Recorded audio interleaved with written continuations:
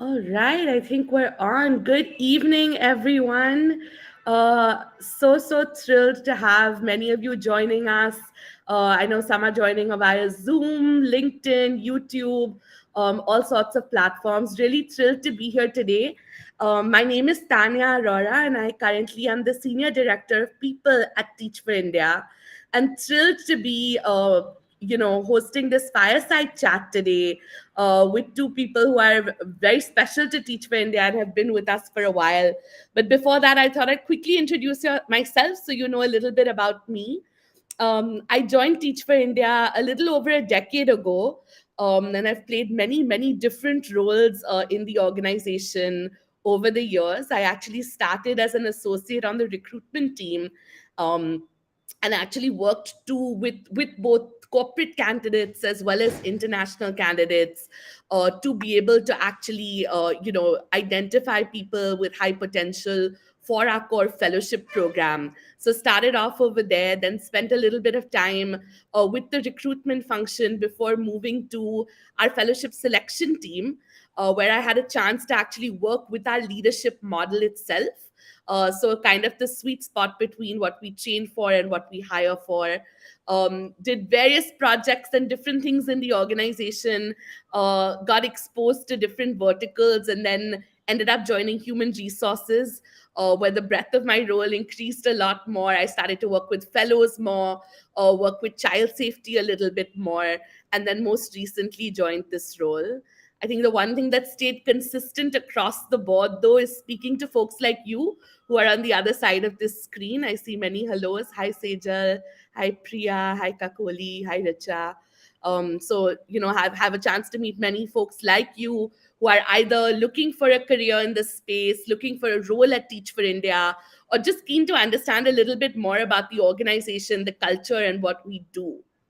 And so, what we'll spend a lot of our time today doing is just unpacking some of that, and we'll try to do that just through hearing the journey of two of our staff, ex-staff members and current staff member. And so, I have today with me Shweta Balakrishnan, who is the director of our fellowship recruitment function. She's been at Teach for India for 10 years herself as well. And I also have with me Shom Shubhra Chatterjee, who is the director of schools at the Akanksha Foundation's newest site in Nagpur. So very excited to have them both here. They've both been a very special part of my journey at Teach for India. And so I'm actually quite excited for you all to get a little bit of a glimpse into their trajectories and their experience of working at Teach for India. And so if we can bring Shom on, I can see Shom. Hi, Shom. Hi, Dania. Welcome, Hello, welcome. everyone. So happy to have you here. Shom, would love for you to start off by just introducing yourself. I know you had a slightly different career trajectory where after graduating from Jadavpur, you were at the Tata Group when you joined us. And so would love to hear a little bit more about just your journey so that folks can understand what made you make the shift. Hi, everyone. All those who are joining strategy or show. Uh, I graduated from Jadavpur. I worked with the Tata Group for close to construction engineer. I worked Odisha one at Chennai, trees for them for their steel plants, and post that I made a shift. And actually, Tanya was the first person I for India. I was at 2015 to 2017 at 8th, 9th, and 10th graders. Sorry, I can. All right. A fellowship. I joined the selection team with along with Tanya. A couple of years, I was managing technology piece in Teach for India. And in 2019, which is a network of schools.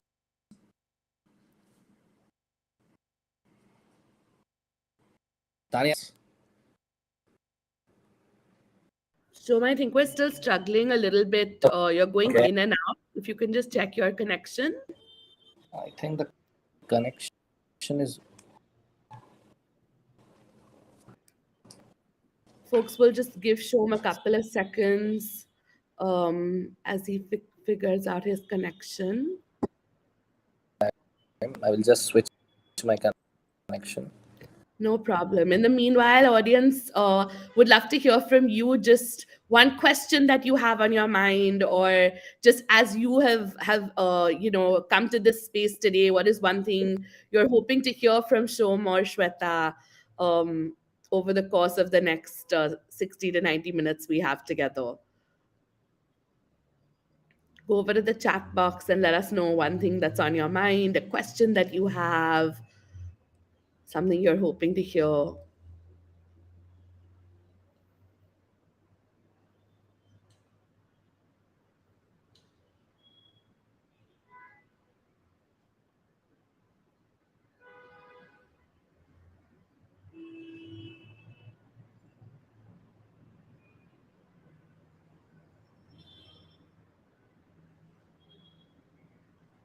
Thanks, Aarti, for getting us started.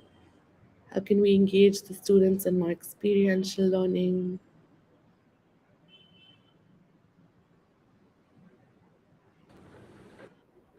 Eligibility or age of joining the fellowship. Thanks, Anu. I think Shom's back. Shom, do you want to give us a try? Maybe Can you start hear from me the now? top. Yes, we can hear you now. Okay, great. I'm so sorry. Quickly, again, reintroducing myself. Teach for India fellowship group for 4 years. I'm an engineer by Jadavpur University in Kolkata.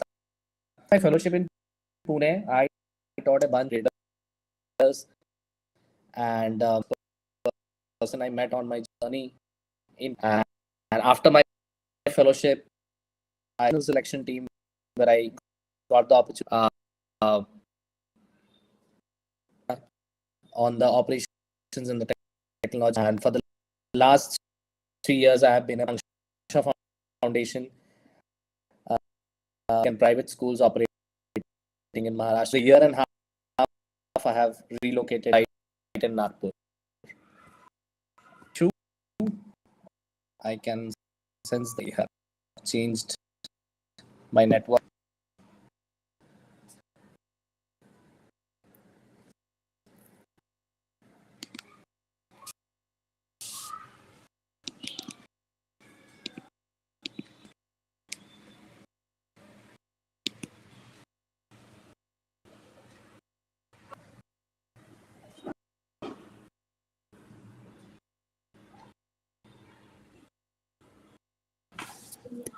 Sorry, folks. Give us a few seconds to get this sorted out.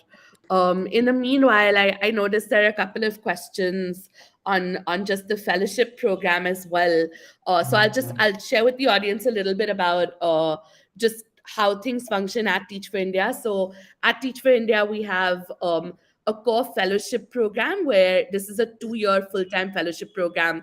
On this call, we also have a lot of fellows who are about to graduate from the fellowship, who are actually looking for roles on staff as well. And so the fellowship program has a separate hiring process, and we'll be happy to direct you towards that at the end of this call as well. In fact, our next deadline is on the 29th of January. And so we can help you with that also. Today in the conversation, we're going to actually talk a little bit more about just what it means to be on the staff team at Teach for India. And so we'll focus our fireside chat on that as we go. Let's see if we are able to hear Shom now. Feels like it might be a mic connection. In the meanwhile, I think Shweta might have joined us. Rehan, as Shom figures out his connection, is it okay if we bring Shweta on?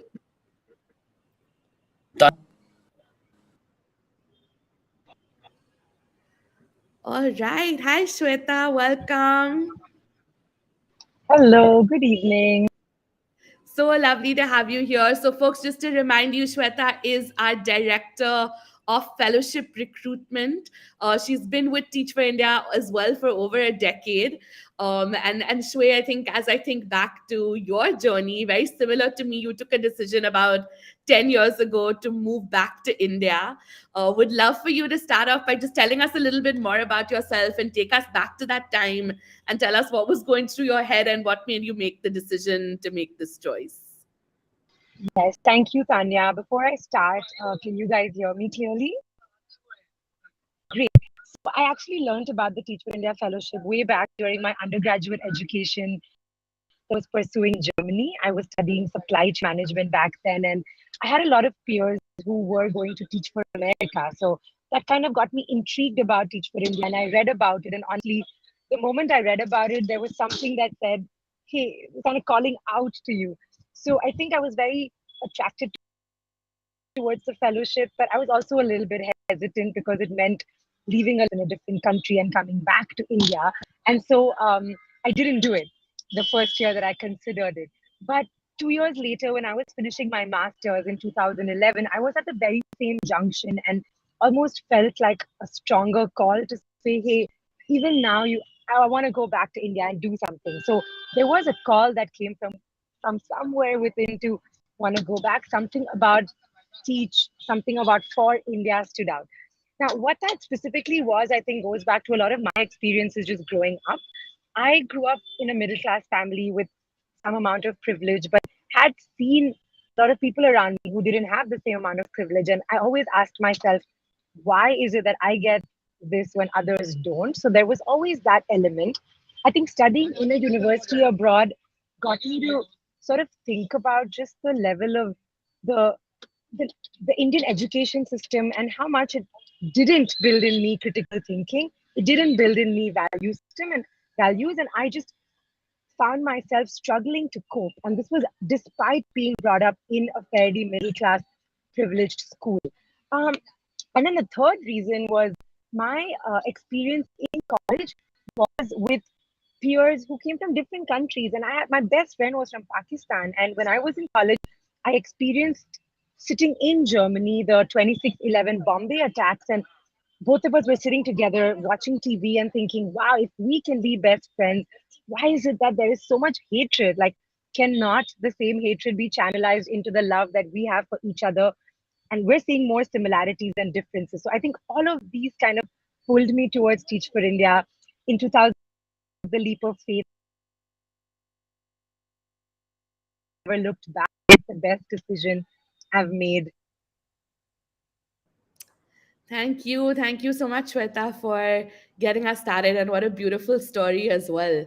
I think we have Shom back. Let's see if we can bring Shom back in. Hi, Shom. Hi, Shweta. Third time's a Hi, charm. hi, Let's go. can see me? Great.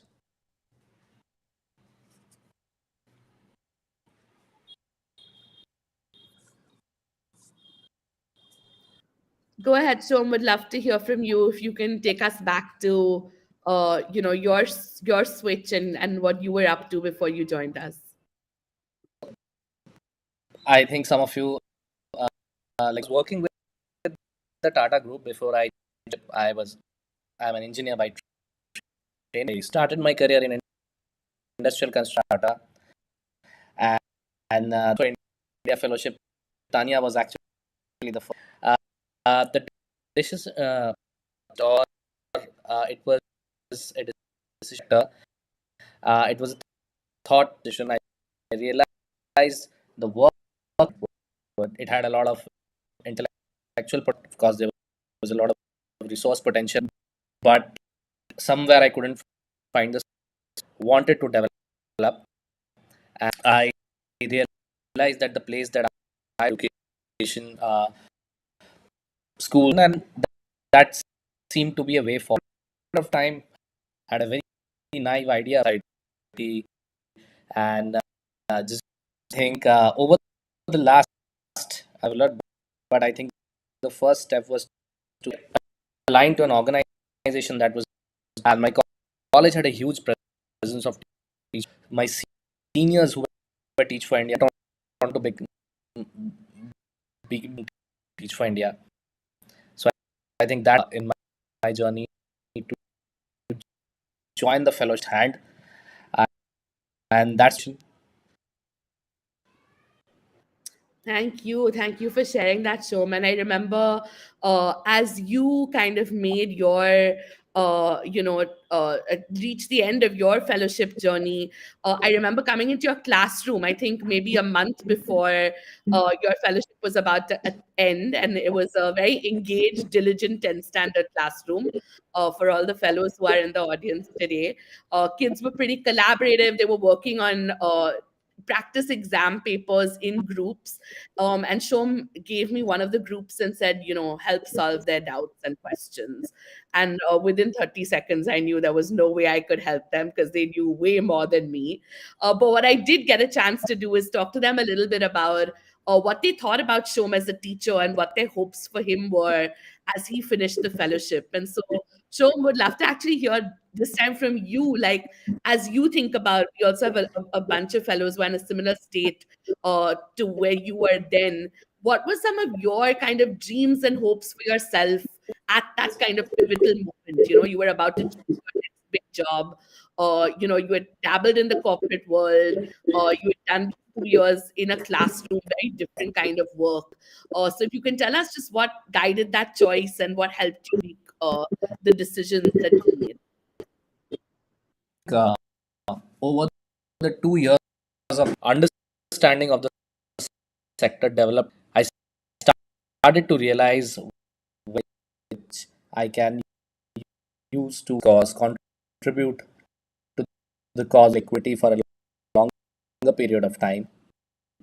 Like my students, and like they will be going to the colleges, uh, schools, and continue to impact. Um, Selection reviewer got the exposure of I was doing to bring in that into the system to get them exposed. That really aligned to my operation. There was strategy involved in it, and have teach for India for 2 full during my fellowship as a reviewer.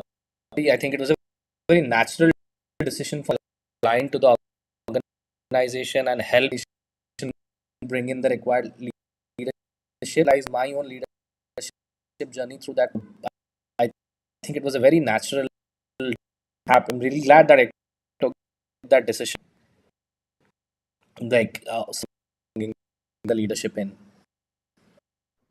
Shom, say a little bit more about that. Like, what made it natural? What was it about, like, working at Teach for India at that time that attracted you? Because you were going to be doing something still a little bit different, right? Moving into a staff role wouldn't be the same as the culture in your classroom. So, tell us a little bit about, like, what were some of the, like, key things that made you feel, hey, but this is where I would like to be? All started when I appeared for my India. I mean, that's the first organization was. I mean,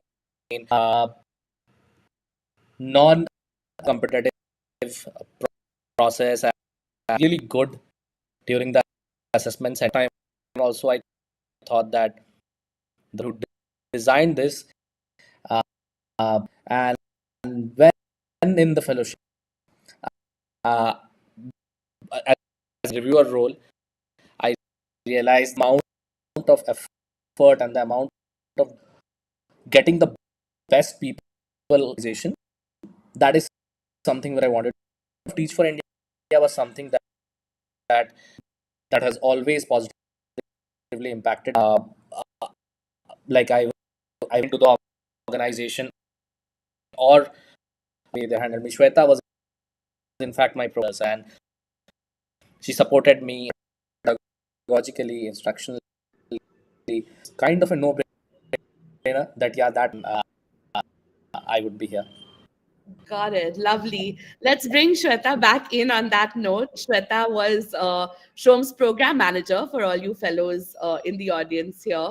Shwe, would love to hear from you. I think you've helped many people over the years make decisions on what to do after the fellowship and how to kind of go about finding that right role match, right?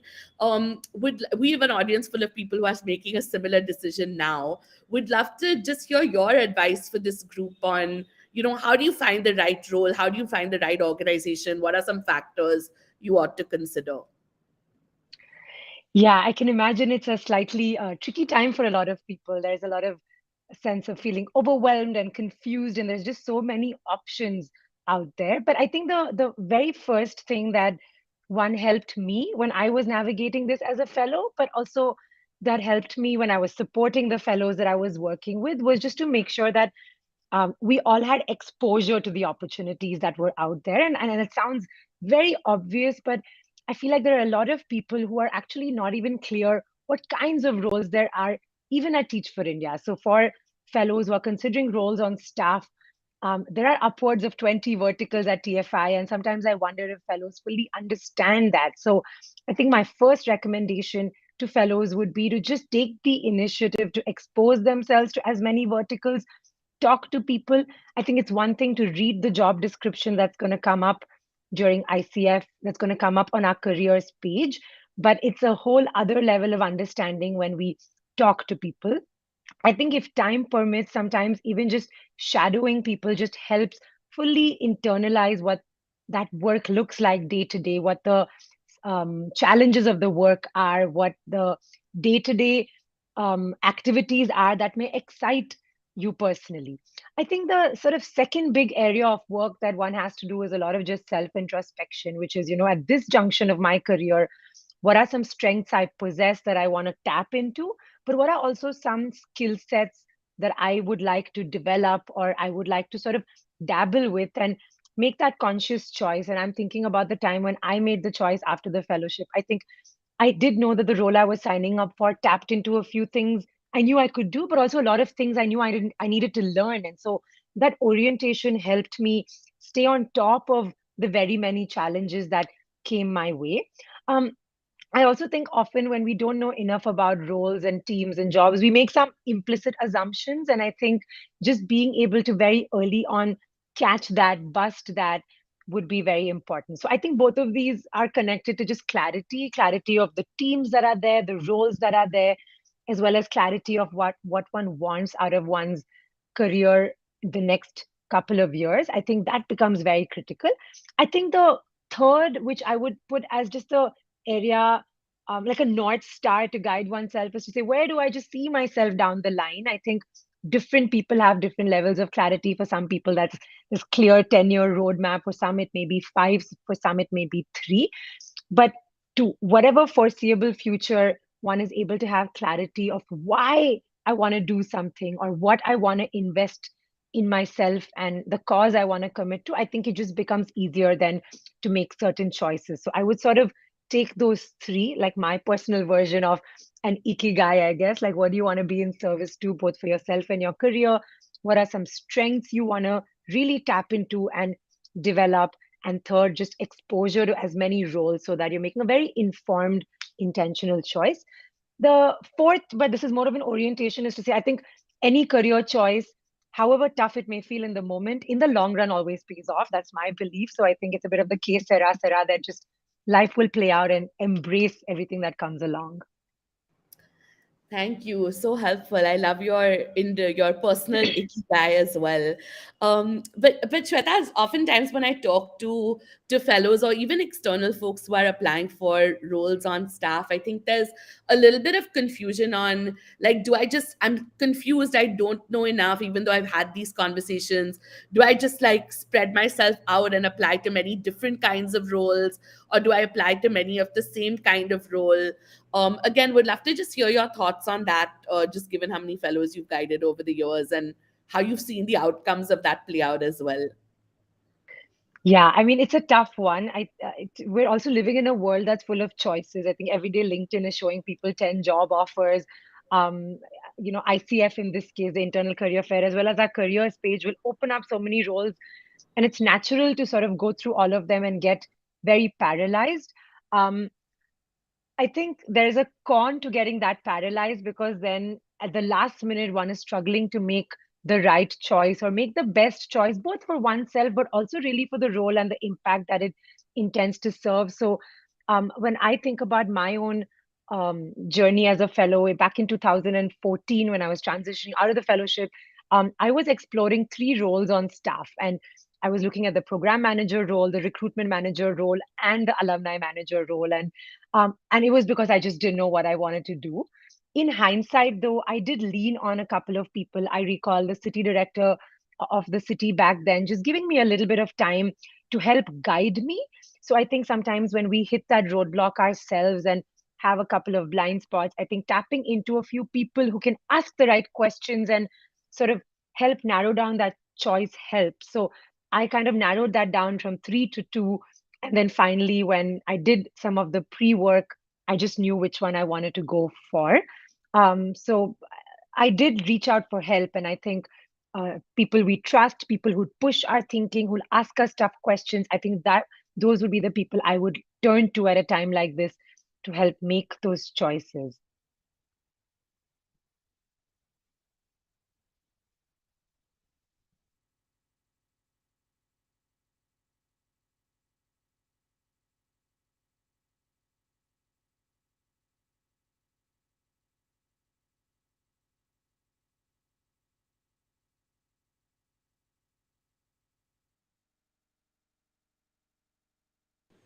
Gosh, this is really not a good day for us internet wise. Can you all hear me now? I can hear you, Tanya. Can you hear me? Yes, I could hear you Okay. very clearly. I think our audience heard you as well. Okay. If I'm not mistaken, if someone can actually just let us know if you got the end of what Shweta was saying. She was talking about. Sorry, Yeah. Tanya. I think you. Yeah.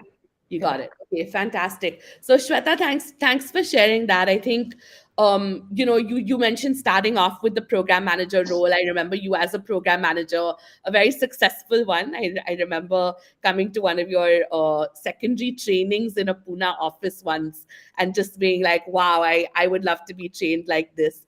But I think over the years you've also played very different roles at Teach for India and moved around, moved out of program as well and taken on different roles also. Can you share with us a little bit about just what movement within Teach for India has been like for you? How easy or difficult was it? What were some challenges that you faced, Yeah. so that we can give our audience a better sense of that as well? Yeah. So I joined as a program manager. So I was looking at those three roles and I eventually narrowed it down to program manager, recruitment manager. At that junction, I think I took the decision to do the program manager role. And I'm really glad because it taught me a lot of very, very diverse and fundamental people orientation skills. And because I was a program manager, I assumed that the only trajectory I had was an upward trajectory, which meant that I moved from being a program manager upwards to what would then be a senior program manager. And I think it was just, again, goes back to the lack of exposure, but I did have the right people to guide me to say, hey, wait a second, Teach for India every year during the months of December and January has the opportunity to make shifts within the organization, of course, upwards, but also laterally into other teams. And I had a friend on staff who was a colleague who said that it seems like you have certain skills which are suited for another role within the organization. And so it kind of got me to explore it. I'll be honest, I was very scared because the program manager role was a very familiar territory. There are 40 of us across the country doing a very similar job. So the peer group was very, very large. It was very rigorous. And I was moving into a team, and I made the choice to move into a different role. And there was just one role, and that was me, right? So suddenly there was a little bit of isolation, a little bit of fear of not having a very clear thought partner who was doing the exact same job that I could kind of take their ideas, replicate it, contextualize it in my own style. So um, I think initially it was very, very intimidating because the context shift was quite stark. But in hindsight, I think it was one of the best decisions I made after joining staff in terms of a lateral shift because it suddenly opened my eyes to the organization in a way that the previous role hadn't. I learned about these 20 other verticals at Teach for India. I learned about how each role, each vertical has its own set of challenges, which are sometimes invisible when we're in other roles. So I think the level of empathy I was able to operate with towards other teams in the organization was great. The role that I moved into was the chief of staff role. And what that gave me was the opportunity to meet with 20 vertical leads across the organization. So suddenly, just my own ability to navigate complex people conversations, difficult decision making, consensus building, I think. I struggled at first, but I think it really exponentially helped me grow as a professional.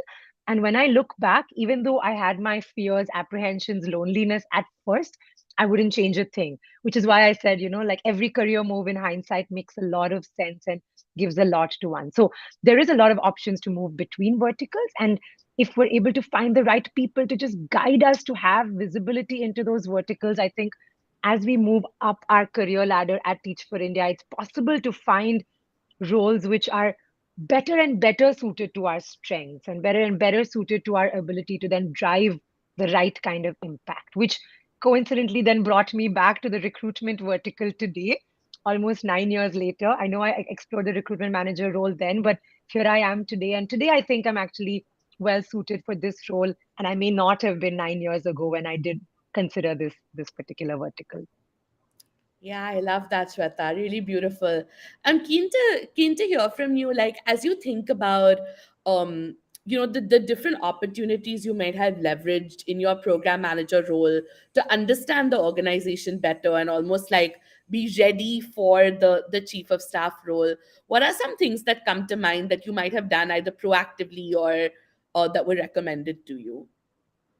Um, yeah, I think the very first thing, and I owe a lot of that to my team lead back then, was I reached out to him and I just shared that, hey, I'm actually in the second year of my program manager role. I'm about to enter my third year. But after the third year, I do want to explore something that gives me slightly different responsibility, larger, more rigorous responsibility. So the very first thing I did was to start thinking about it almost a year in advance. And I reached out proactively to someone who I thought had the level of seniority to give me that vantage point. I think the second was then to sit with my own manager and kind of identify possible opportunities. So I can share a couple. I remember my then city director and team lead traveling from Pune, which is where I was working, to Chennai to support them with their strategy planning process. And because I'd requested for insight into other teams, he said, hey, Shweta, why don't you just join me on the city trip? And I spent 2 days with him, with the Chennai team, learning how strategic planning happens nationally. I think a second opportunity I recall, and Tanya, you were quite closely involved with this one, was supporting the recruitment team with a lot of their efforts with matriculation. So they had rolled out offers back then to upwards of 900,000 candidates. And we were trying to make sure they all show up at our institute training. And I used to spend about 4 hours a week with the matriculation efforts. And I think it just gave me insight into a different aspect of the work, which was also very interesting. I was quite intrigued by it. I think the third was within the Pune staff team, there were people from different teams. And whenever possible, I would sort of just try and get involved in different conversations, either ask people to come and observe me and share feedback, or put myself out there and say, can I also just come and shadow your work? So I remember going for a donor meeting and just sitting at the back and observing it. And I remember also going to a college and watching a recruiter present Teach for India at a different forum. So I think just trying to kind of dabble 2 3 hours a week in different things, different conversations, experiences was also very, very helpful. So I think it was a combination of all of this that kind of helped set me up for different types of roles in the organization. Underlying all of this was, I think, the courage to ask for opportunities and also to put myself out there and not wait for things to come my way. Yeah. I love that. Courage to ask and just constantly putting myself out there to maximize the experiences out there. Great. Would love to actually bring Shom back in at this point. Shom, your trajectory was slightly different in that you actually went pretty deep into your selection role before pivoting out of the organization. But would love to hear, just as a manager of selection, just what that trajectory and that journey looked like. And when you think back to that time, like, what do you feel most proud of having left behind? Like, if I had to ask you, Shom, like, what was your legacy that you left behind at Teach for India? What are some things that come to mind?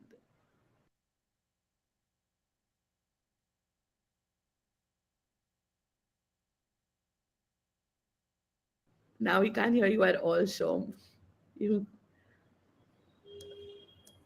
Can you hear me now, Tanya? yes. Oh, so well. Very well. Okay, great, great.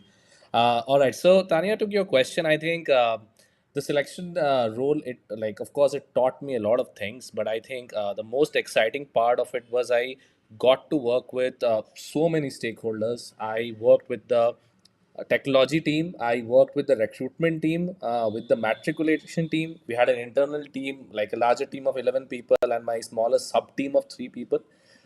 It was extremely exciting. As for my legacy, I think some of the process improvements that we did, uh, like ensure like the modernization of the application form a little bit, plus metrics which helped us identify high potential candidates early in the pipeline. Of course, detail of which I cannot give out right now, maybe, but those processes, I think, like just helped me understand not the fact that okay, this was the outcome and we achieved that, but to the process of getting to that outcome is something I think Teach for India has ingrained in me, and which I try now also in my role. That okay, you want to shift something, shift an outcome, what is the process to get to that, and who are the people you are speaking to, what are the strategic levers you are uh, looking at. And I think that process is what I think helps make good professional. I mean, if I had to say, like, Teach for India made me a better professional, irrespective of the vertical or the function that I worked in. And yeah, I would say that is my legacy. I came out as a better professional in Teach for India, from Teach for India. Fantastic. And a lot of the early tools that Shom is talking about are tools that we still use today, and actually that Shweta's team leverages today in the fellowship recruitment process to help kind of prioritize and identify candidates. So Shom, really, you did set us up for scale in many ways, many years ago. Very grateful for that. Shom, I'll stay with you for a while and would love for you to just share, like, uh, through your stint on selection, how did you explore what your trajectory beyond might look like? And when you think about kind of the next career move you made, tell us a little bit more about what connections you saw and what were some of the things you were able to kind of take from your staff role or not into your next role.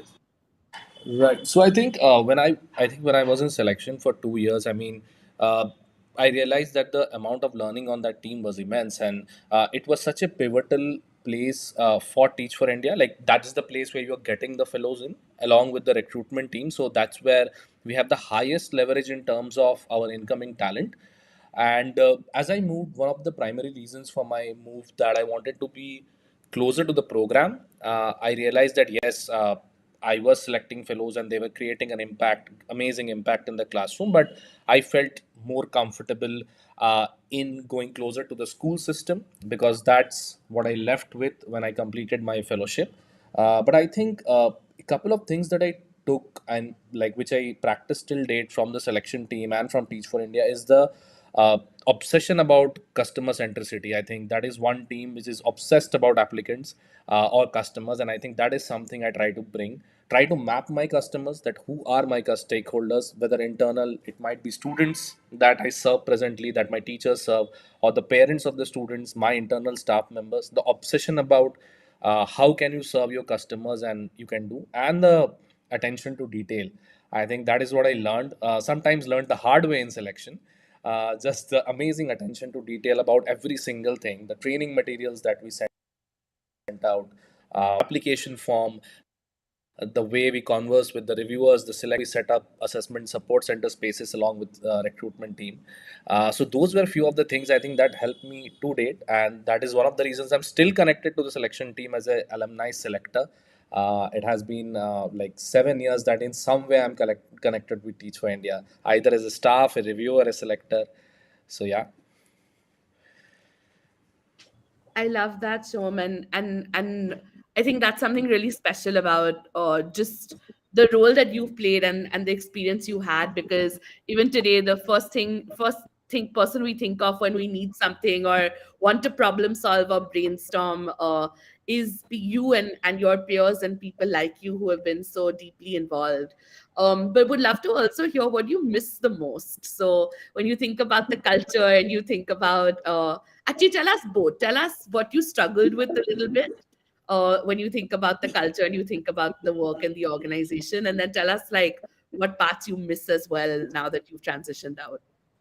I think I miss the norming sessions that we used to have. Like the rubrics were so detailed and they were fun. They were an intellectually stimulating exercise, and I miss that. I remember our rubrics, like when you were there and when even when Aloma was there. Our norming sessions used to like go for 3.5, 4 hours, and like people dissecting each statement, the application form, each conversation. That terribly.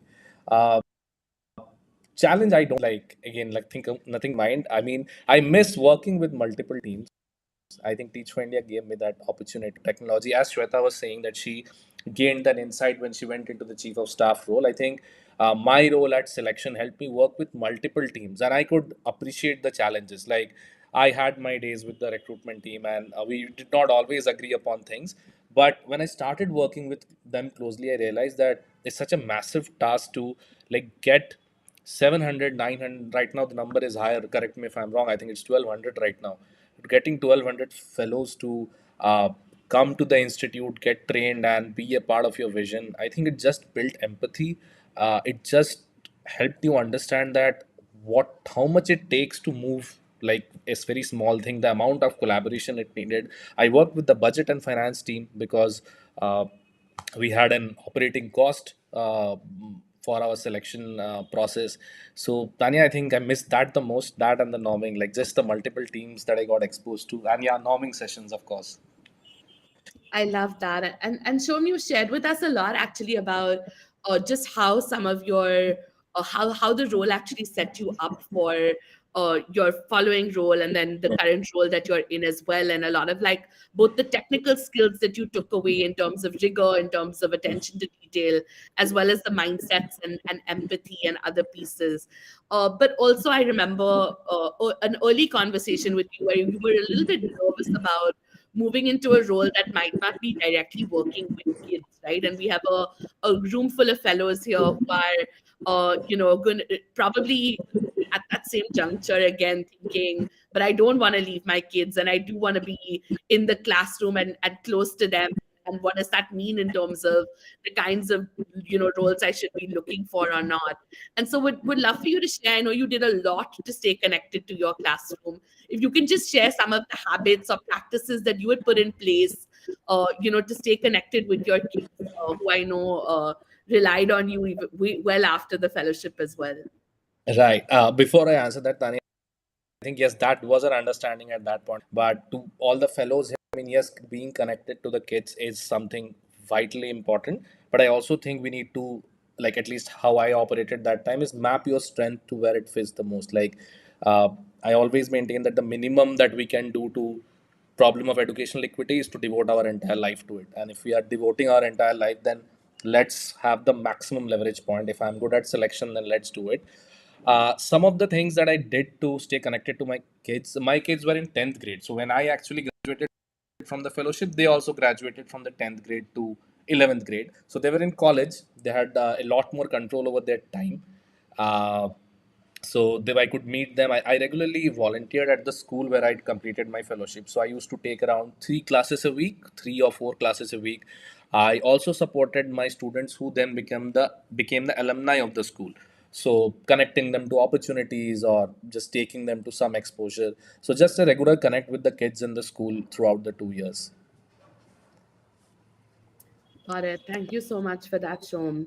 Really helpful to understand that. And I really liked your message as well to say the work is complex, the problem is multifold. Like find where you can have the highest leverage and do that because that's what matters. Really strongly resonated with that too. All right, Shwe, can I bring you back in at this point and hear from you as well? I think we didn't explicitly talk about it, but after your chief of staff role, you kind of went out to explore as well, and like look at what life beyond Teach for India could look like before coming back. I think, again, similar question to Shom, but would love to hear from you. Just, what were some of the things that you struggled with, that made you say, hey, I want to explore more? And then also, what were some of the things that reminded you that this is where you wanted to be and brought you back? Yeah. So I think having spent almost upwards of 7 years back then at Teach for India, I did feel like there were I was craving a certain different kind of exposure. I wanted to go beyond the organization. I wanted to solve a different problem, I think, within the social impact sphere. So I did take a break from the organization, and it was interesting because I think I was challenged outside. I largely worked only in the nonprofit sector, and so working in impact investing was very different, and a much needed way to solve the problem as well. But I think what I missed about Teach for India was the social impact sector, the education sector, and especially an organization like Teach for India got me very used to thriving on the energy of people around me, thriving on a certain type of culture, and a learning orientation that at least I realized every single person at every level in the organization displayed. So I had my peers doing it, I had subordinates doing it. There was openness for me to go talk to my manager, and at that point, the CEO of the organization, and share my ideas or even challenge some of her ideas. So I think in hindsight, um, that energy was something that I thrived off. And leaving Teach for India was when I realized how much I missed that. And so a year later, I decided to come back because for me, it was very important that that's something that I continue to have in my career because I felt like it brought out the best in me. It challenged me the most on a day-to-day basis. Thanks for that, Shway. And Shway, you've had the ability, or the I would almost say privilege, of having seen the organization through its ups and downs over the last decade. I think as you think back, like, if you can share like your lowest low, that you think we really struggled with and had to kind of overcome, and if you can share your highest high that till today, like, makes you smile right away, what are some of those? Yeah. Lowest lows. I think that's a tough one, but two specific ones come to mind, and these are lowest lows I experienced. So one I think was back in 2018. I think the organization had had a rocky patch for about a few months in terms of certain organizational issues or even organizational culture. And I was in the chief of staff role. So it was a role where I had a lot of visibility into the problems, and the role demanded that I personally navigate some of those conversations and try to find productive solutions. And so we had launched a project called Project Lion, just to sort of indicate that we acknowledge these problems exist and we're committed to come out stronger, come out with the strength of a lion. We're committed to solving it fundamentally. So I think I struggled for two reasons. One, it just felt like there were a lot of problems, and it was very early in my career to, I think, navigate some of those challenges without letting them personally affect me. I didn't yet know back then how to compartmentalize my personal emotions from the emotional stability that work required. So I think that was a tough time. But at the same time, I think it was also a low moment because I knew the organization and the leadership was trying to put effort to navigate the problem and navigate it by doing as much as they could for the people involved. So there was a tussle within me because I saw what was trying to be done, but I could not find in me the emotional constancy to contribute effectively. And I think a combination of that made it a very difficult moment. I think that was a time when I said I needed a year away from Teach for India. And I think in hindsight, it was good because taking that time away also helped me zoom out from the problem. It helped me reflect on myself as an individual. It helped me see what I value at a workplace. And I think coming back to Teach for India some time later has helped me come back stronger, where I'm actually able to just compartmentalize things and see the problem objectively, take distance from a problem when I need to. The second one that comes to mind, actually much more recent, in my current role as the director of recruitment. I remember last year, in about June, which was when the fellows were coming in. We had two training institutes for incoming fellows, and a big part of my role was to almost predict how many people would come in. And I remember predicting, about 300 at the first training, and almost similar 290 at the second one. And I think the first one we were quite accurate, so I was very happy. But in the second one, I think I overestimated the number of people that would join the program. And I remember feeling really bad because I realized just how many teams are dependent on that kind of a prediction. Because the number of fellows I predict coming in determines the number of staff members we hire, determines the number of schools we enter, the number of classrooms we serve. And I think I felt really bad because that's when, while I always knew teams had to collaborate, just the interconnection of decisions, um, I think the stakes really raised in my mind. And I felt I felt like I'd let a lot of my peers down or let the organization down. And I recall the CEO, in fact, I recall sharing it with her and saying, like, I can't believe I've done this.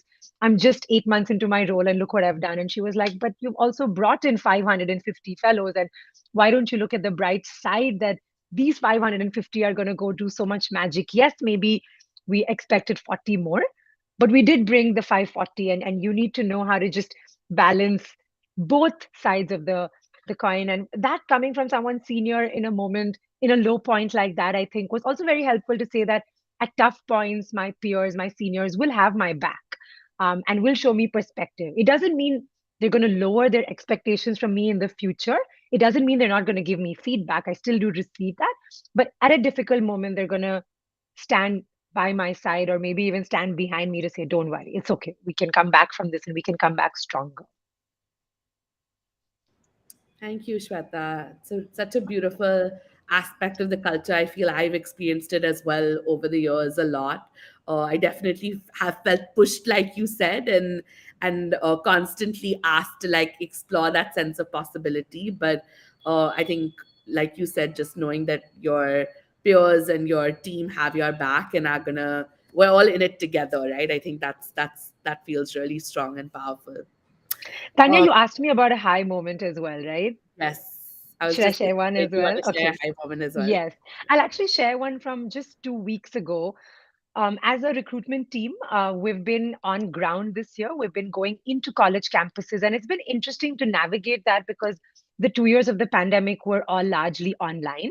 And so habits have changed for everybody, for students, for professors, placement cell officers, and of course, even for us. So there's been a little bit of a reorientation. And so we're halfway through our cycle of recruiting for the next cohort. And we felt like while we were expecting a certain number of people to have received an offer so far, it's a little bit lesser. So, as a team, we're a team of 17 people. We came together on a Zoom call and we were like, hey, what do we do about it? And everybody on the team, I think, without exception, was like, you know what, we're going to do whatever we can to bring the number of fellows we need to serve our classrooms. We have individual goals, but a moment like this requires us to sort of dissolve that and just play an all hands on deck. Like, it doesn't matter if I'm a 20, I meet my 21 number goal and you're at a 19. Like, that is inconsequential in the grander scheme of the mission. What counts is just our collective ability to bring the number of people we need. And let's do that. Let's park the individual and bring the collective energy towards the goal. And I just walked out of that call feeling like, man, like, what a privilege to be surrounded by people like this who know how to keep the main thing main and not allow the day-to-day fears to come in the way and to get caught up in that stuff. I think that's been my most recent high. And I've seen that time and again at Teach for India, where people kind of just step up when situations arise and they're there for each other and the mission takes over anything else. Thank you, Shweta. Thank you for sharing that. I think it's such a good reminder for all of us to remember, irrespective of where we are in our work and in our roles and relationships, of how important it is to keep that main thing the main thing. So thank you. All right, before I move to my last segment, I'm going to request our audience across platforms. If you have any questions, please start to put them in the chat boxes. Our teams will start to curate them so that after next segment, we'll bring in your questions and you can be as much a part of this chat. Um, but until then, Shweta and Shom, we're going to do a little bit of a spin on Coffee with Karan. We're going to do something called Spill the Tea with Tanya. It's going to be a little bit of a rapid fire. I'm not going to ask you too many questions, but would love for you to just share like the first thing that comes on top of your mind. Feel free to share why. Feel free to share a story with it as well. But the idea is don't think too much. Just share like the first thing that comes up to you. Yeah. Shom, do you want to start? Do you want us to start with you? Yeah. You feel ready? Okay, great. Um, Okay, so Shom, my first question is a conversation or a moment that you had on staff that most challenged you. I think at the launch of the application form for the 2017-18 cycle, I think it was with you, if I'm not wrong. I think there was some issue or the bug in the form, and it was hardly 24 hours to launch. And you and I sat together and we thought through. And as Shweta said, at that point of time, you helped me. But yeah, that is one thing like which made me doubt that okay, like am I even cut out for this? But I think we successfully launched the form, and that was the round we got I think a high number of applications. So yeah, that was one conversation. Love it. Okay, next one. One knowledge, skill, or mindset that you picked up at Teach for India that you feel like you're just going to be forever grateful for. I think looking at data from multiple point of view. I mean, I remember the survey analysis that we did and how we changed the system to break it at different points. I think that insight, like when I worked with Pooja at that point of time, I think I still carry it to that this day, and it's one of the projects that I tell people that yeah, that's the thing I moved in Teach for India. I think just looking at data, like not only doing like focusing on the tools, complicated tools, but just looking at data objectively and very intelligently. Got it. I love that. Okay, when you think of your worst days or really bad days at work, what did you do to get over those? Uh did first reviews. I think that's the best way.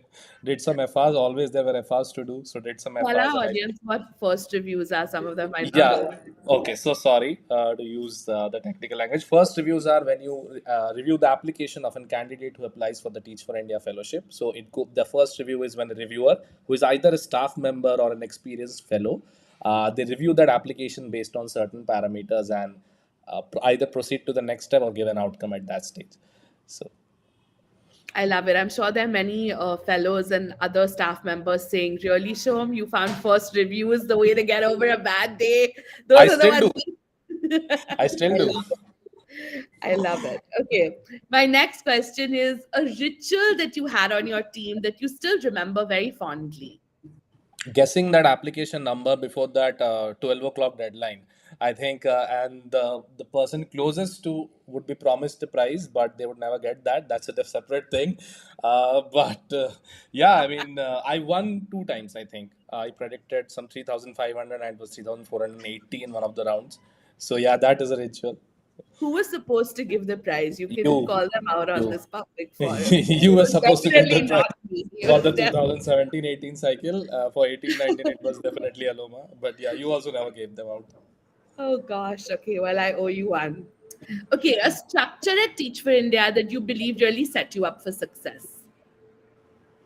I think the engagement of the spaces that you have with managers, your reporting managers. I mean, apart from the like the regular appraisals that happen, I think the spaces of check-in and the emphasis on check-in, and I think the way those check-ins are set up. I still remember something that you said long back that it's like if your check-in is only about updates, then it shouldn't be a check-in. So I think those spaces helped me set up like how do I manage my team, no matter how many number of people do I have, if it is 3 or 10, 11, just getting that space with your team member to understand their problems firsthand. I think that has been very helpful, especially over the last 2 years, like in pandemic, where all of us couldn't meet our direct reports or team members very regularly. But having that space to connect with them as professional and as people, I think that is something that has helped me, and it made me realize the importance of that space. Thank you. And my last question is which of Teach for India's values do you hold dearest to yourself? critical thinking. Yeah. Okay, great. Thank you, Shom. You did quite well in that Do I get a round. hamper? There might be a hamper. We'll see how well Shweta does, and then we'll decide. Okay, Shweta, are you ready for your set of questions? Yes. Yeah, they're going to be Shom slightly did really well. different. I'm under pressure. Shom did very well. Okay, great. Okay, Shweta, would love for you to start off with a moment that you had on staff that most inspired you. Yeah, so in my first year as a program manager, I remember seeing a student I had taught during my fellowship perform on stage. She was a child coming from a fairly difficult household and background. She had not had the opportunities that I think privileged school would have a child in an underprivileged school would have ever had. But she stood up on stage. She was just in grade 5 and in front of an audience of I think upwards of 300 people, performed, and thereafter went on to be part of a musical as the main character in the musical, where she was singing, she was dancing, she was doing theater. And I think I felt so very inspired just to see what her starting point was, but despite her circumstances, where she was that particular day. And I think it just made me believe that this is just possible for all children. Beautiful.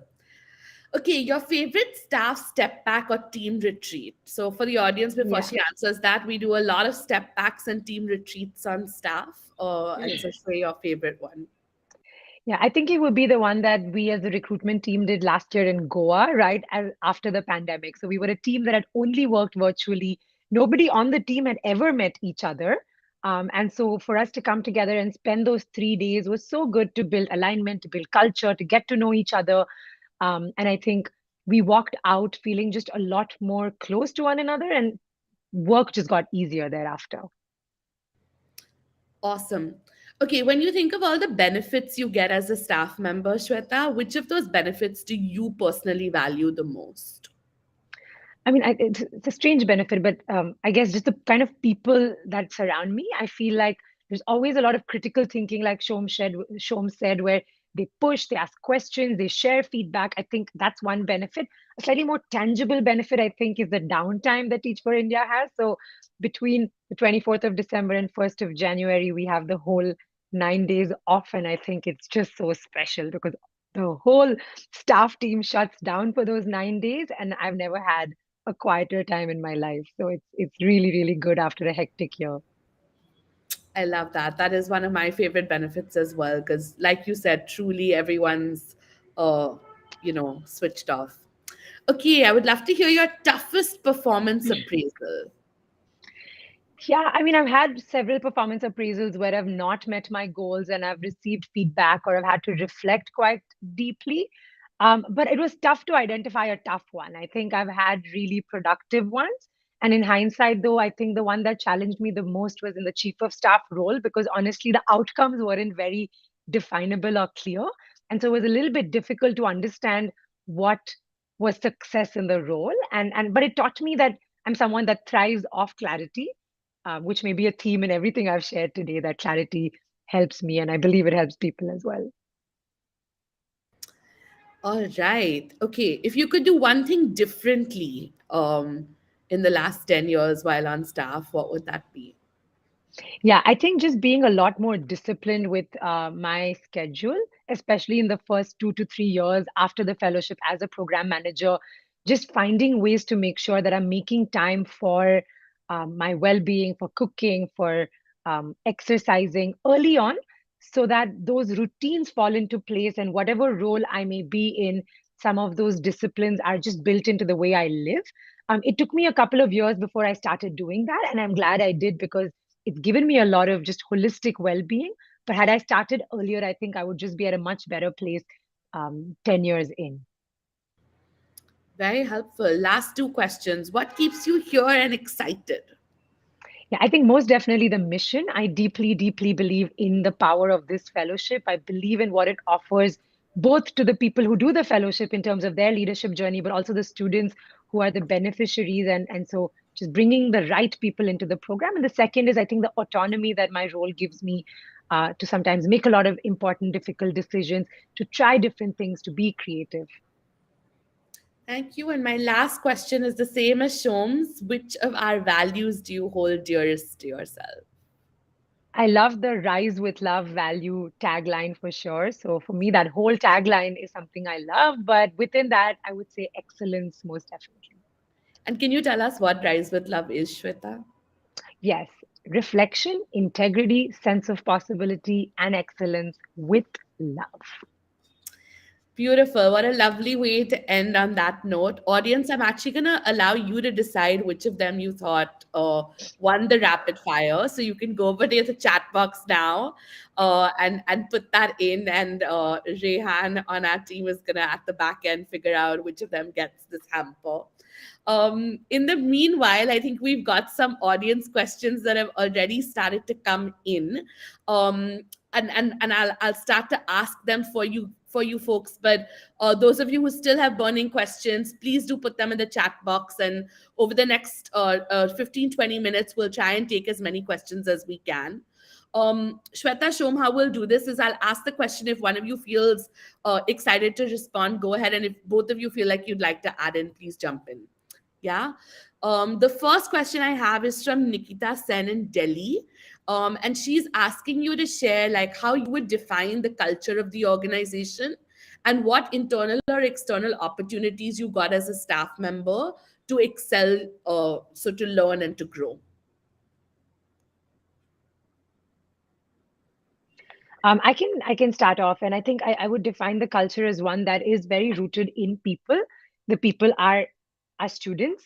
It could be our fellows, but it is also each other's staff. I think within that there is a culture of making sure that every person has a voice or an opinion in things because every person's thinking does count. That's what I've experienced. I also think the culture is rooted in healthy feedback, which helps push people to grow. And finally, I think it's a very mission driven, a purpose oriented culture. In terms of opportunities, like I shared earlier as well, I think there are lots of opportunities that one can seek out for oneself within the organization if I can make the time for it, if I can talk to people proactively. And in terms of things externally, there have been a lot of people who have found different developmental opportunities for them through the network, beyond the network, have tried to pursue either some sort of upskilling programs, like even a master's degree if they wanted to while working, and found ways to manage both parallelly and effectively. So I think there's plenty opportunities when one has identified what they want and how to sort of get that for themselves or seek that. I think additionally, I remember from when I was a staff in Teach for India, like we had this a large number of new managers got into the role that year, and Teach for India ran this track, the Great Manager track. There were a lot of brilliant tools that I still use to this day, and a lot of my peers from that time they got opportunities to represent Teach for India at different global Teach for All forums, and that evolved their understanding of the system and of the skills. So I think there are multiple opportunities within the system and outside also, as Shweta mentioned. Thank you both. Yeah, lots of opportunities there. I think one that I'll add for folks is that we spend quite a lot of time thinking about your onboarding itself. And so both your team will spend a lot of time thinking about what could your growth trajectory look like, where are you right now, and what are the different experiences that you would need.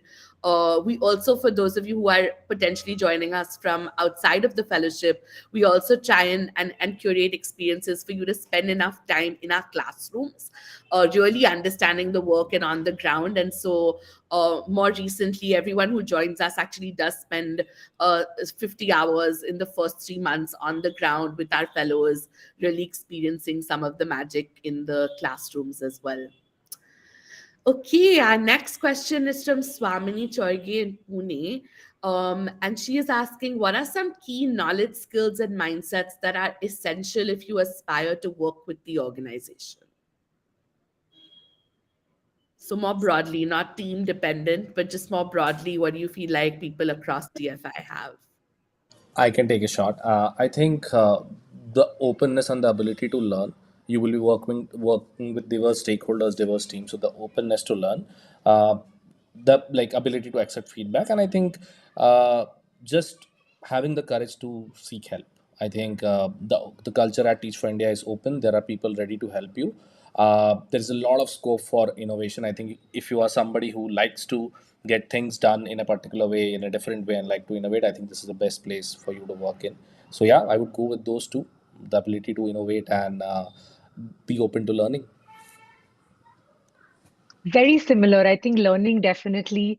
I think it's also an environment where feedback is really encouraged. I didn't find that in other workplaces as much. So I think that's also a big one. And I think just staying rooted in why we do things. It's a very purposeful environment as well, in my experience. All right, thank you. We'll go to our YouTube channel, and actually, Tanisha Gupta from YouTube is asking, what does work-life balance look like at Teach for India?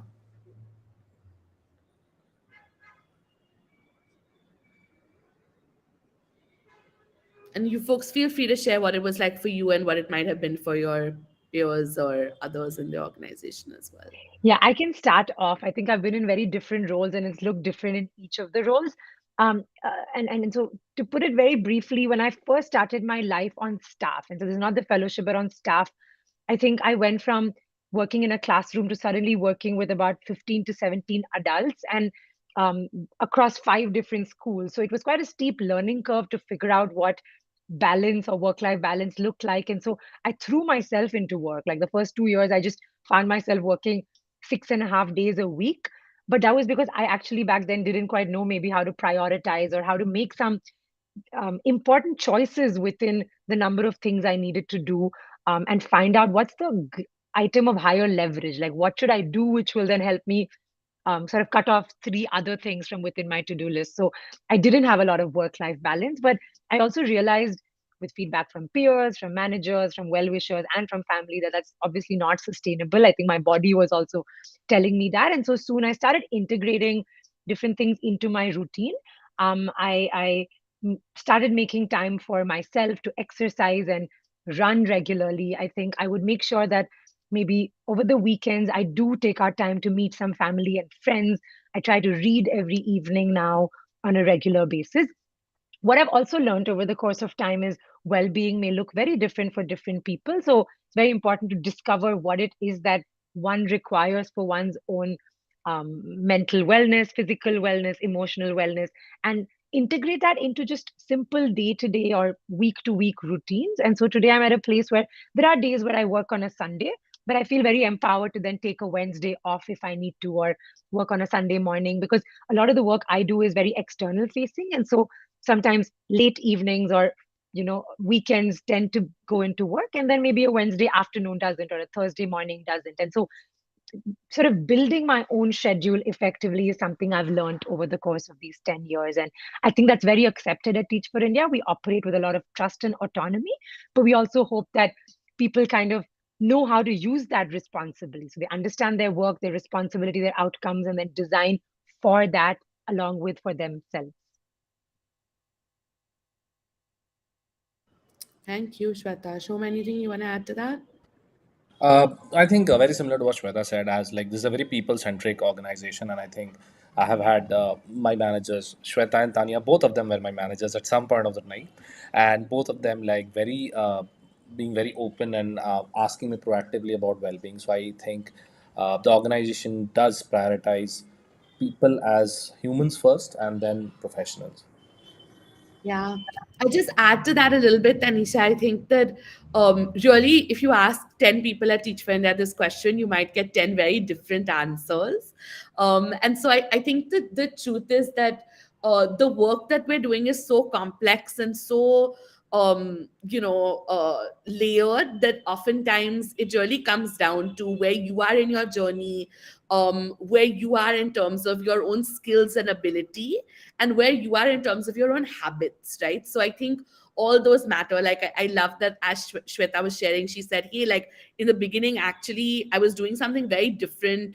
It worked for me then. I realized after a while I was not, where I needed to be, and then I started to find balance. And at the same time, there are some folks who, are able to do that much earlier on because they've been doing the same work for a while. And so I really do think that that is very much dependent on the person. And so our hope for people at Teach for India is that they're able to live into their full selves, and they're able to actually tap into different aspects of what they need, whether it's fitness, health, creativity, so on and so forth. And hopefully, you'll see that your manager and others will support you in thinking through some of that.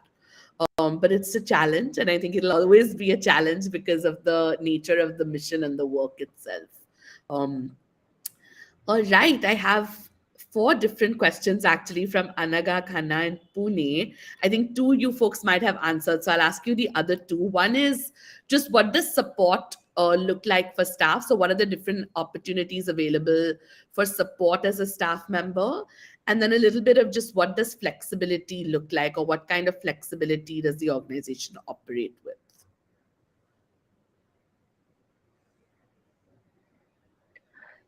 So I think in terms of support, maybe I'll just start with simple structures that I think the organization offers. One is when anyone comes on staff, I think there's two levels of onboarding one goes through. One is the onboarding that the HR team just runs for everybody.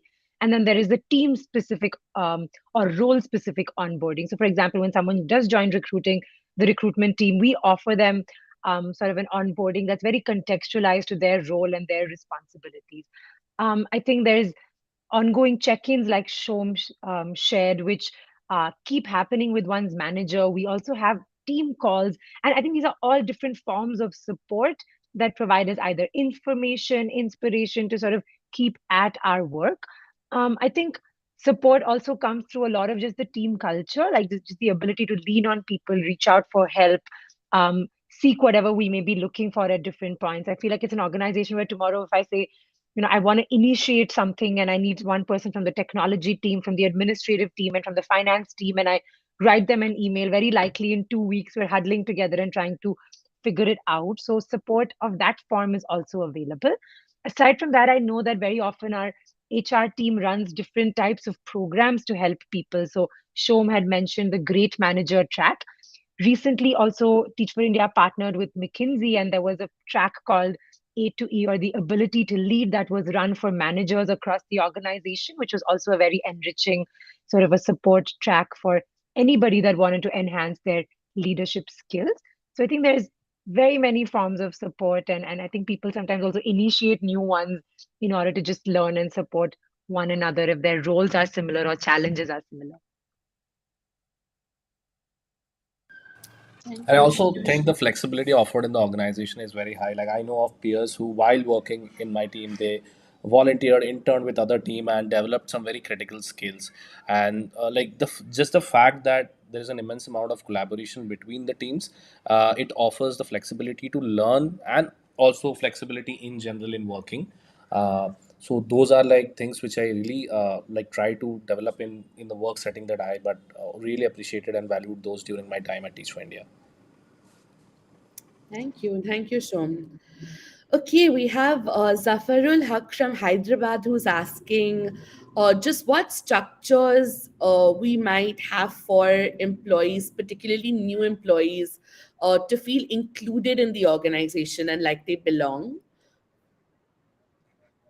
And this is a particularly great question, just given that we have people from such diverse backgrounds. So, would love to hear either what you've experienced or how you might have created that for others in the organization. So I can start. I think, as Shweta mentioned, there is the general induction that happens and the team specific. And I remember when I was transitioning from my fellowship journey to the staff journey in 2017, like I thought that okay, I know the organization; it's going to be something very similar, and I'm transitioning to another only another role, and the rest of the things remain same. But I think the staff step back at that point of time in Pune was a eye-opening experience for me. Got to know about the different teams that we didn't have much perspective about during the fellowship. So that was one part. When I went into the selection team, there were handover documents. The team, like the manager who was previously in that role, she ensured that she spent 3 full days with me just to help me understand the nuances of the role. What do I need to access? Who do I need to reach to? So I think the organization, every team inside the organization and the organization itself sets you up beautifully to be successful in the role through proper structure spaces, and like you can reach out to anyone at any point of time to get a lay of the land.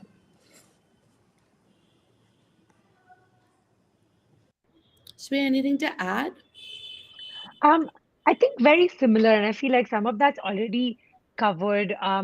But I think maybe from a culture standpoint, a different dimension to the onboarding. I think what I've experienced is there's a there's an easy culture of just people being very open to different types of questions being asked, clarifications being sought.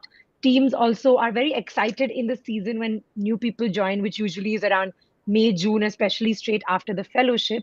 And so at that time, the organization largely is absorbing people in. And so there is this anticipation and excitement to help people get onboarded. So that energy is one that makes people feel like they're not alone in the process of entering the organization. And there are others who are going through the same journey as well. So you quickly find friends and peers to settle into the new role alongside.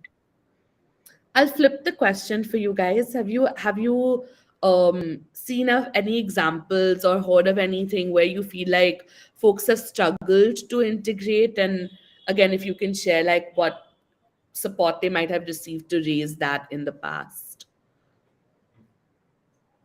I think both during COVID as well as for some teams where people work out of different locations, I think it becomes a little bit challenging because you're working from home and you're not really sure then how the schedule should look like or how the first 2, 3 weeks and the work day needs to be structured. So it's a little bit isolating or was a little bit isolating, I think, for folks who joined either during COVID or who do work on teams which work out of different locations. If you're in the same office, it's easier. You see people and you pick up certain, expected behaviors of the organization.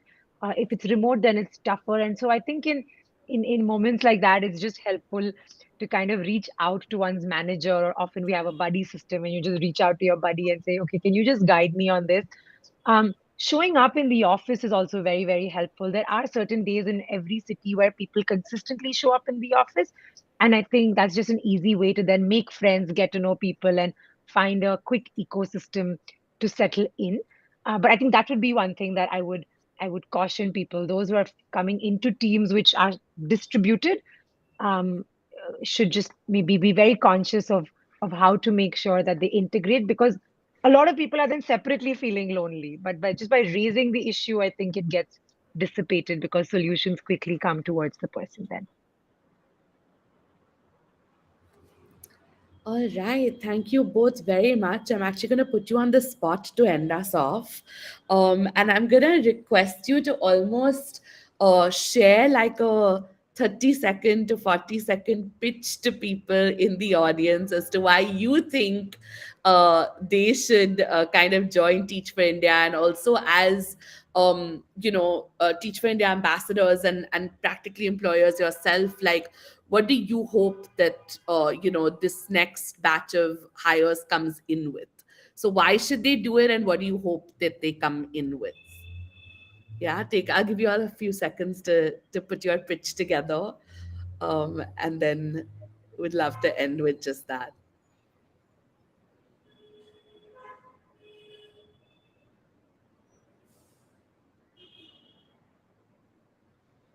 In the meanwhile, audience, we will close after this, but if you still have any questions that were unanswered, please do put them in the chat box, and our team will get back to you one-on-one or email you right after the conversation.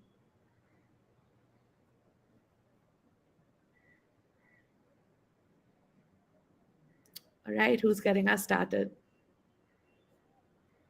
Go for it, Shom. You have a very big smile. It feels like you're ready. Okay. So I don't know pitch or not, but I think Teach for India at this particular moment is like it's a very pivotal moment for Teach for India. We have a large number of alumni in the system, large number of fellows. So I think just being a part of this immense network is a privilege. I would put it at that. I mean, I have been associated with the organization, I would say, for 7 years now. I mean, yes, I was a fellow, then a staff, still associated some way or the other. And I think the network that I can leverage and the connections that I have made, the friends I have made for life, I think that has been immensely powerful and enriching. And the skills that I learned on while on the staff and the people who mentored me, two of them are right on the screen right now. I think the amount of learning that I've had is like I won't change a thing about it, or it cannot be replaced with anything. So if you're looking for a exciting, challenging time where you can learn a lot, I think Teach for India is the place to be.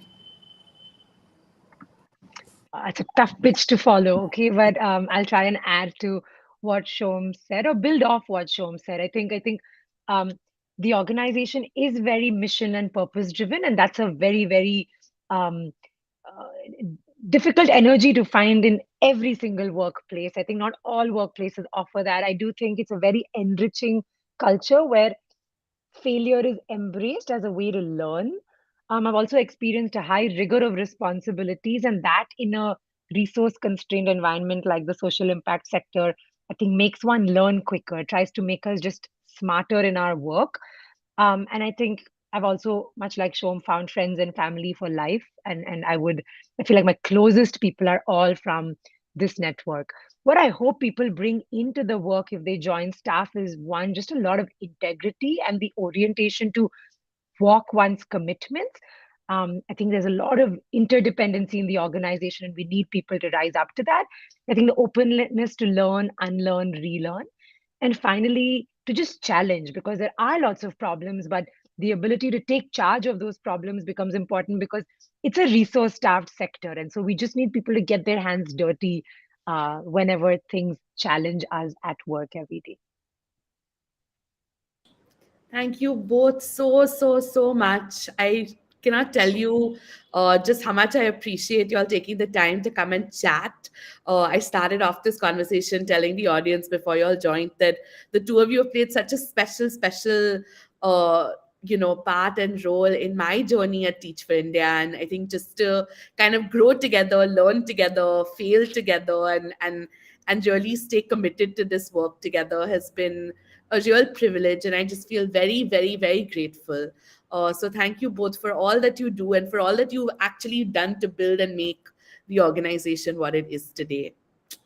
And to the dear audience out there, I know you've joined us across different platforms. I know it's very difficult to listen for so many hours, but just your engagement, the beautiful questions that you asked, very grateful for that. I started off about 90 minutes ago saying I joined Teach for India a decade and a half ago. A little over a decade ago, not thinking that I would be here today. I actually not only didn't think I would be here, I said I would do this for 2 years and transition out. And I think, 10 and a half years later, just to be here and be talking to you is a real privilege. And so as you make these important decisions, I think my hope for you is that you are just able to really ask yourself some of those questions. Shweta spoke about her self-created ikigai, but just what is important to you? How do you see yourself having impact? And Shom spoke a little bit about, once you know what you want to do, not worrying how everyone else is doing it, but knowing what your skills are and just going after that and knowing that that is going to be the best way to get there. We'll just remind you of those two thoughts and leave you with that. I wish you the very best. I hope you find great matches. And I just want you to know that the Teach for India team is always here to support you. Reach out to a co-fellow, an alum, a staff member, anyone on our leadership team as well, and we would love to support you. Have a lovely evening, everyone, and thank you for joining us.